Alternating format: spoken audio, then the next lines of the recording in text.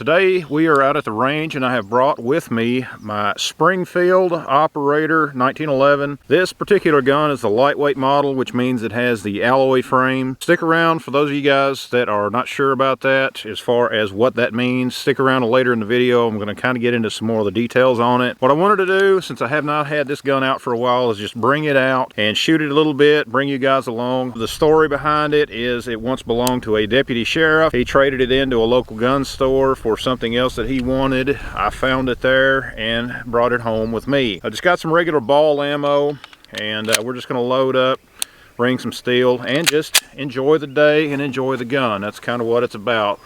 So here we go, guys.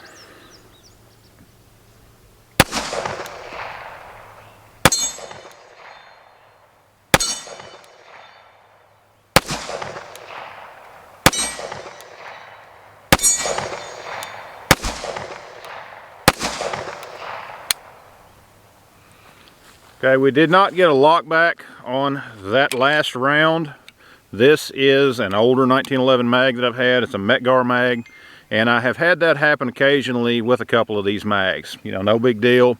We'll just get rid of that one. We're going to get some more and just keep going. A 1911 magazine is the life of that gun, and if you do not use a good magazine, you are going to have problems with that gun. Let's go ahead, get another mag up, see how it does.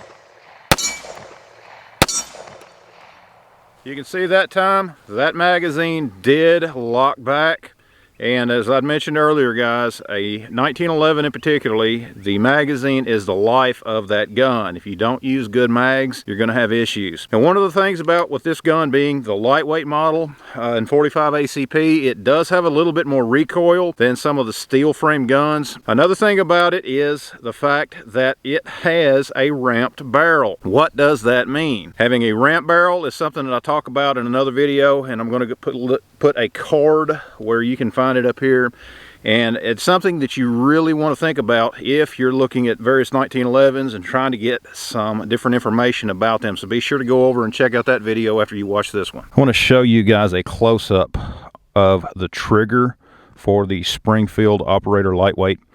The 1911 trigger is one of the things that everyone raves about. That's one of the reasons why everyone loves the 1911s. It has that good glass break, or that glass rod break to that trigger. So just to show you guys, we're going to go ahead and get lined up.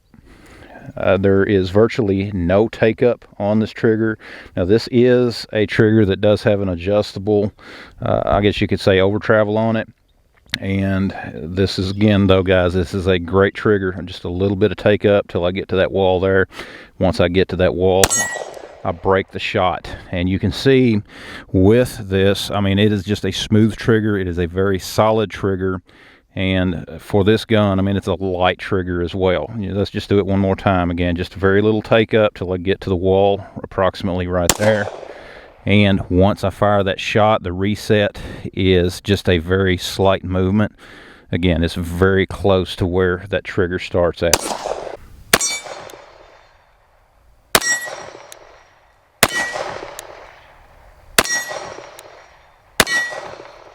So far, I have not had any other issues with the gun not locking back. Again, it was just that one magazine, and we're gonna go ahead, go through another one, and just enjoy the gun, man. I mean, that's one of the reasons why we do this. Firearms are something that if you're gonna spend your money on, why not get them out to the range and enjoy them? That's exactly why I'm here with this, and it's exactly why I brought you guys along, for those of you guys that are into 1911s.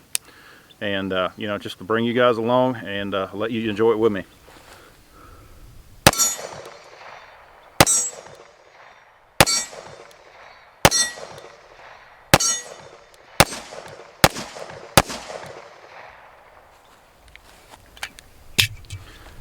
A lot of fun, guys. Back at about 25 yards, still ringing steel.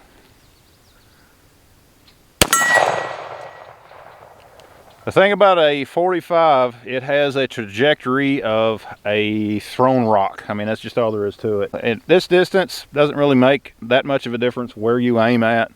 But when you start stretching the 45 out especially, that's when you're really going to see how that bullet arcs.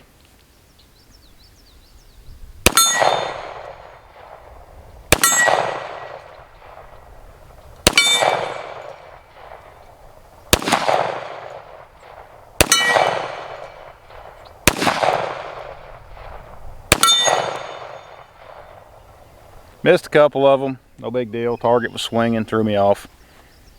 Got to make up an excuse, right? Let's take a close-up view of the Springfield Operator 1911. As I mentioned earlier, this is the lightweight model. It comes with an accessory rail. It comes with, this particular one has Trigicon sights. And since we have been shooting, just to show you guys, we are currently unloaded. There is nothing in the magazine and there is nothing in the chamber of the firearm. So this is one that I'll have to say, it's one of my favorite 1911s for the fact that it is super reliable. This gun is one that just as soon as I got it, this gun has been, I'm not going to say 100% reliable because I have had magazine issues. In fact, you've seen one of those magazine issues earlier. But for the most part, if I have good mags in it, this gun has been a lot of fun. It does have the ambidextrous safety. The grips that are on this gun, you can see it here. They have the checkering. It does have the Springfield logo on it. And I know a lot of folks will change the grips out on their guns. This one, it's staying like it is. I'm not changing them out. I have no intentions to change them out. It's going to stay just like it is. I like how they look with these particular grips. And as I mentioned, the trigger, it is adjustable. You know, if you do have that over travel, you can adjust that slightly. I've talked about that in other videos, and I'm not going to go into detail here, but it is something that you can adjust to make your trigger just a little bit better, in my opinion. Comes set pretty good, at least when I got it. Again, I did get it used, kind of the backstory. As I mentioned earlier, Deputy Sheriff had it. He traded it in for something else that he wanted, and I picked it up from the gun store that he traded it to. It's a lot of fun to shoot. It is very enjoyable. And again, let's to show you that trigger. And again, we are unloaded. The trigger has very little take up till you get to that wall, approximately right there. And then you press the shot, and the hammer falls. When that action cycles, the reset is right about there and you're ready to go again. Very enjoyable firearm to shoot, again with the ambi safety. If you are going to carry a 1911, I strongly suggest that you use one that has the ambidextrous safeties, for the simple fact that you never know if you need to manipulate that firearm with your offhand. If you are traditionally a right-handed shooter, you need to have it with the ambi because if something happens and you need to manipulate it with your support hand, your offhand, having that ambi safety right there can be a big help.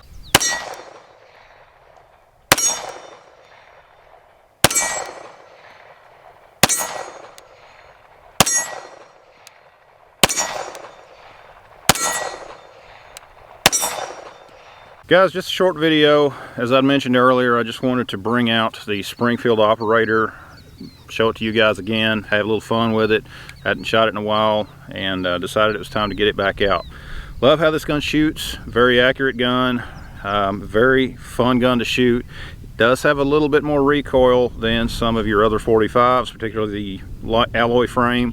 You know, you get those steel frame guns and it is going to absorb a little bit more of that recoil. Now, one thing that I do want to make you aware of, and it's one thing that I do not like about the gun, and that is the way that you have to disassemble this for cleaning, the way that this guide rod is, and so on. In fact, go over and check out this video to learn a little bit more about it.